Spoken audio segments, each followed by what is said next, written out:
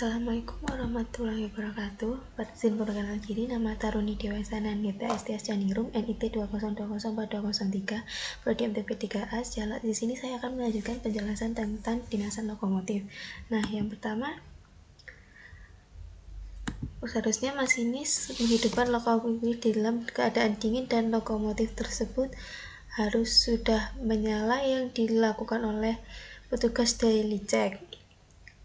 Namun, seorang masinis harus dapat menghidupkan lokomotif. Hal pertama yang dilakukan adalah melihat engine console switch yang di dalamnya terdapat tombol start, tombol run, isolate, dan start.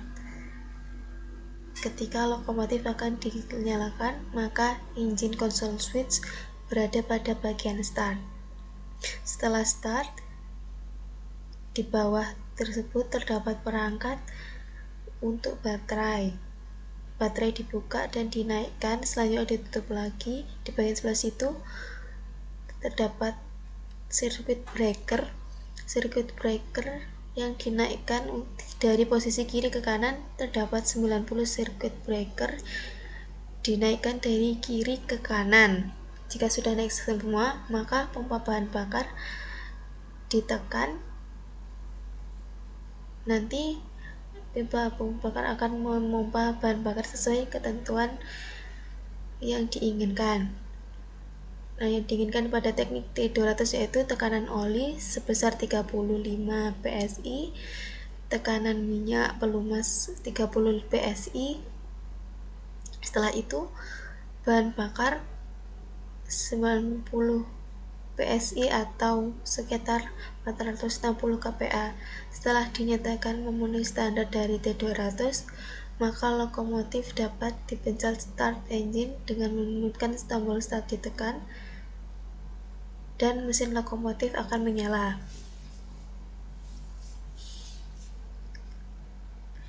Ketika mesin sudah menyala, pastikan lokomotif dingin mati, angin akan kosong dan menunggu angin di dalam main reservoir penuh sekitar.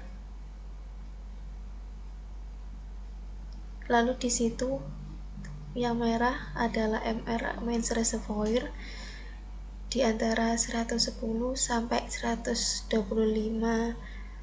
lalu yang putih di antara 70 sampai 75. Selanjutnya untuk bar, yang merah antara 7 sampai 8,5 bar dan yang putih antara 3,5 sampai dengan 5 bar. Jadi sisi paling luar itu terdapat 10, 30, 50, 70, itu paling situ, yaitu tekanan PSI nya. Kalau yang berada di dalam adalah bar. Lalu sebelah kanannya lagi ada merah untuk silinder abar dan putih untuk pipa abar. Itu merupakan silinder brake, di mana silinder brake itu yang merah ketika posisi normal harus berada di 0. Posisi tidak mengerem sama dengan 0, namun jika direm maka posisi antara 3 sampai 5 bar.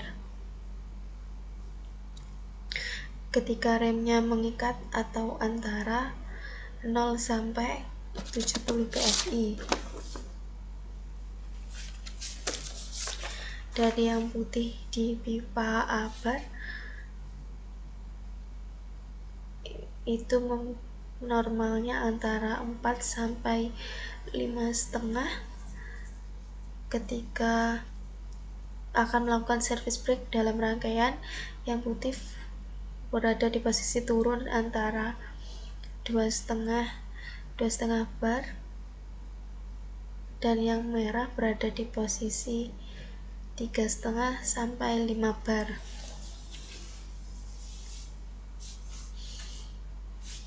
Lalu sebelah kanan itu adalah speedometer untuk mengukur kecepatan, dan yang paling kanan sendiri adalah load meter di mana menunjukkan putaran mesin ketika masinis mengoperasikan throttle atau menambah tenaga itu antara 0 sampai 6 yang semestinya. Jika lebih dari 6, 9 atau 11 maka akan terjadi pemutusan arus ke TM atau traksi motor ketika putaran dari traksi motor terlalu besar. Itu menyebabkan hot engine, wheel slip, dan PC open. PC open adalah keadaan di mana lokomotif memberikan keamanan. Jika tenaga terlalu besar maka hot engine dan engine dapat terjadi kegangguan, sehingga terdapat menu PC open untuk memutus aliran listrik ke bagian traksi motor dan engine, dan pengereman dapat bekerja. Untuk bagian berwarna biru yang bawah itu ada 3 handle, dynamic brake, throttle, dan reverser untuk mengurangi laju lokomotif dari putaran traksi motor normalnya menuju ke depan jika diberi tenaga. Ketika dynamic brake bekerja maka dapat berputar balik seolah memperlambat laju dari lokomotif.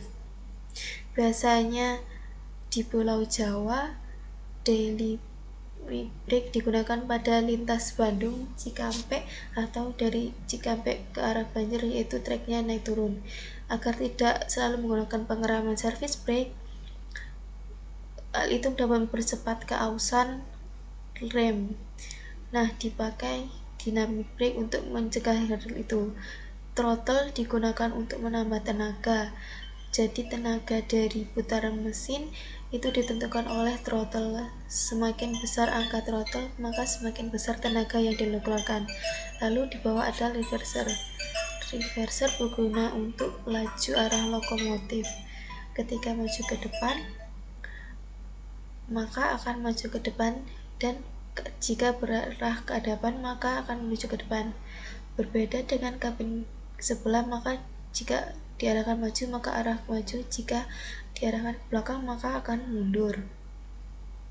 Lalu itu adalah klakson lokomotif atau horn. Di sebelah itu digunakan untuk rem, yang atas untuk rem rangkaian, dan yang bawah untuk rem lokomotif. Ketika kereta membawa rangkaian, pengeremannya menggunakan service brake yang atas atau automatic brake. Ketika lokomotif berjalan sendiri, maka menggunakan itu adalah independent brake. Ketika membawa rangkaian dan berada di stasiun, menggunakan independent brake agar kereta tidak berjalan mundur. Lalu di situ terdapat switch, ada in dan out, digunakan untuk lokomotif dalam posisi double traksi atau traksi ganda yang digandeng dua. Ketika lokomotif berada di depan, maka di posisi in, dan pengereman dikendalikan oleh lokomotif yang berada di depan. Ketika lokomotif ini berada di belakang, maka dialihkan ke out agar angin dapat sampai ke belakang rangkaian.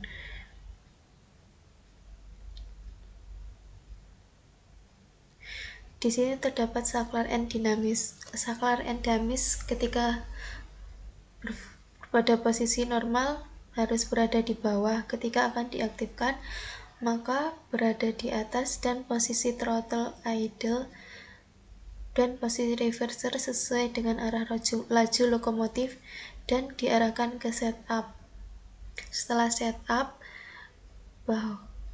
dan cek kelistrikan pada traksi motor sudah siap, maka dapat diarahkan dari angka 1 ke 8 dari kecil menuju yang besar.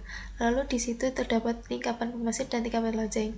Tingkapan pemasir digunakan ketika unset pertama lokomotif terjadi slip, maka ditekan tingkapan pemasir agar tidak terjadi slip. Untuk tingkapan lonceng digunakan untuk kereta masuk dalam stasiun, daripada membunyikan 935 akan menggema sehingga mengakibatkan penumpang kaget, dan digunakan tingkapan lonceng.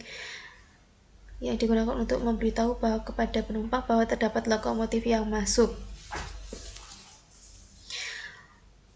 Mungkin terdapat pertanyaan dari instrumen di dalam kabin yang dapat ditanyakan. Sekian penjelasan dari saya. Assalamualaikum warahmatullahi wabarakatuh. Terima kasih.